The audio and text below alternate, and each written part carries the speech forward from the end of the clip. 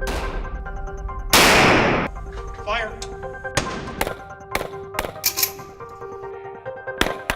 Slow.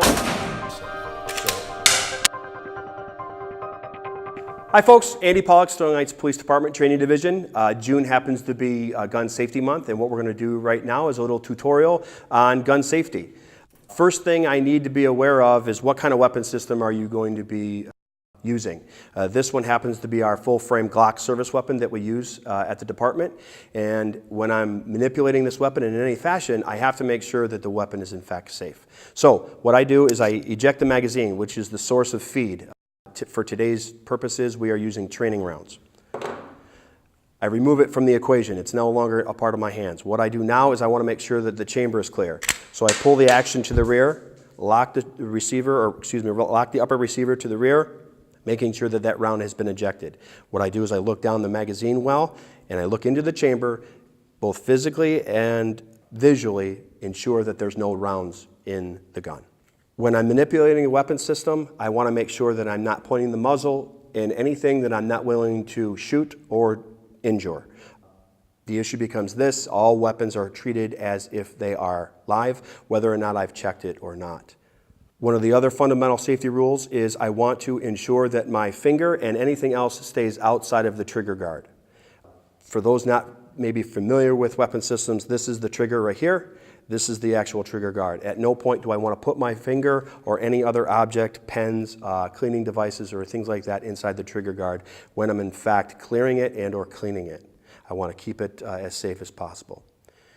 Also with weapon safety, and one of the last fundamentals is making sure of your background. If you're at a shooting range or something along those lines, you're shooting at a stationary paper target, making sure that our weapon is always pointed downrange, and when we are ready to fire, that when our rounds go downrange and hit our target, that everything behind it and in front of it is clear.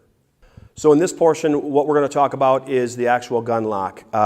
We have from projectchildsafe.org, they've provided the Sterling Heights Police Department with some of these gun locks, and I'm going to quickly show you how to install this gun lock in a safe manner.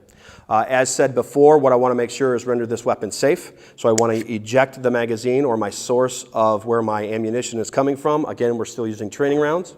I want to eject or open up the chamber to make sure that any live round that I have in the chamber is cleared. I visually and physically check it to make sure that it is in fact clear. Okay? I remove my magazine, get it out of the equation. I open up my lock with the key. Simple insert, take the cable, put it in through the ejection port or through the upper receiver, down through the magazine well, attach it to the locking device, and take the key out. Now this weapon system is rendered safe. It's rendered safe because of the fact that in no manner can I put the magazine back up into the magazine well, which is where the bullets come from, and even if I were to put a round into the chamber, like so, if I release the upper receiver, you can see that because of the cable, no point can the firing pin hit the primer on the bullet. So it's rendered safe. So that's what what we would call a safe condition. Certainly we don't want you to put bullets in it like this. That is not, I was just doing it for demonstration purposes to show the fact that with the receiver open or closed, it is still rendered safe. If you're interested in obtaining one of these free gun locks, please come to our Sterling Heights Police Department located at Utica Road in Dodge Park, 24 hours a day. They'll be located at our front desk. Just see our front desk officer, and he or she will be glad to give you one of these free gun locks.